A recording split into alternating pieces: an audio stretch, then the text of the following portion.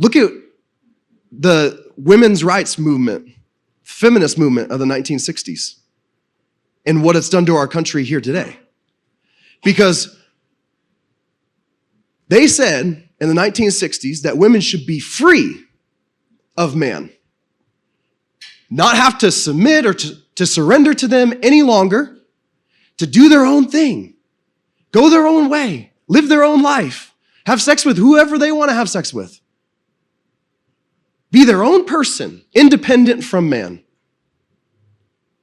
And yet, hey, it sounds good to be independent. And so a lot of women bought it. But our culture today is a repercussion of that movement. Because you see women today walking around with next to nothing on. They have no value with who they actually are and who God made them to be. It's only who man says they are. And if you know a man, chances are he's going to say you have more value when you have less on. And so we see women today in our culture falling into this. Young women. They have no value in anything else anymore because they've made themselves independent of man. And so man's like, hey, this works for me. And so he's fine with it. You see boys grow up and never become men. Never get married. Look at the singleness that we have in our culture today. Look at the divorce rate that we have in our culture today. What's it now? 80%? More than that, maybe? This all comes from the breakdown of the family that God set up. Yeah, I understand women. Okay, look, I'm not amiss to all of this. The fact that women don't want to submit under the authority of man. I get it. I wouldn't want to either. I don't blame you a bit. Especially the way men act. I totally understand. Because the first problem we have here is that man hasn't submitted himself under God first.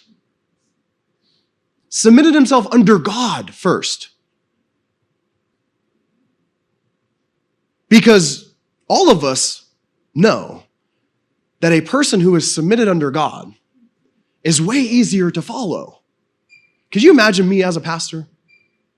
If I was leading all you guys, and yet I had no surrender to God. It would be chaos. What would be the point? It's the same thing in the family. When the man is not submitted under God, he's much more difficult to follow. And so I could totally see why women don't want to submit under man. First of all, it's not natural. We don't want to submit to anyone, and especially someone who's not doing the things that we would like them to do. I get it. I've been there in our relationship. Early on, my relationship, I was doing everything I wanted to do. I was going out, having fun, enjoying my hobbies, totally separate from my family, and I loved every minute of it.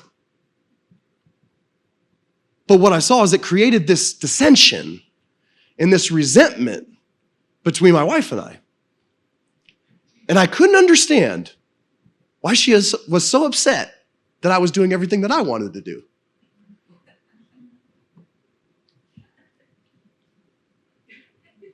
Totally ignorant to it. But what I found is once God got a hold of my life and I started to submit under his authority and I started to put things in the right priority in my life and get rid of the things that I wanted to do and start to live sacrificially for my family, all of a sudden it changed. All of a sudden, I was an easier man to follow then.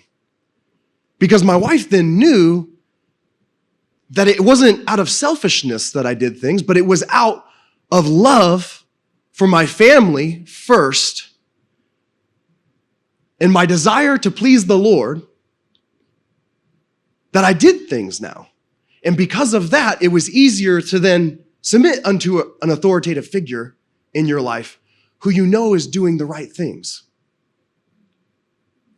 Isn't it much easier to submit under a government that is doing good things than a government that is doing bad things?